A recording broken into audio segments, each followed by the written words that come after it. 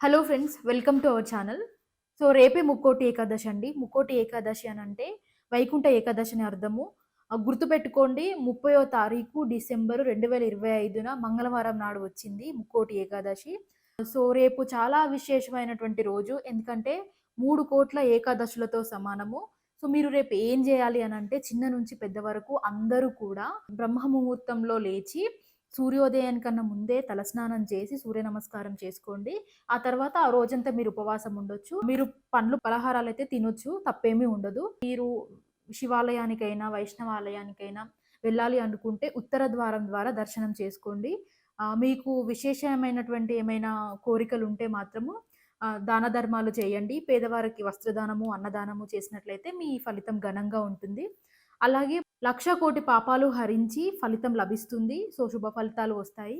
అయితే ఈ ఉపవాసం ఎప్పుడు వీడాలి అనేది ఏంటంటే, మీరు రేపు స్టార్ట్ చేస్తే ఎల్లుండి ద్వాదశి నాడు మనము ఈ ఉపవాసం అనేది వీడవచ్చు. ఇలాంటి మంచి మంచి వీడియోస్ కోసం మా ఛానల్‌ని సబ్స్క్రైబ్ చేసుకోండి. పక్కనే ఉన్న బెల్ ఐకాన్‌ని క్లిక్ చేయండి.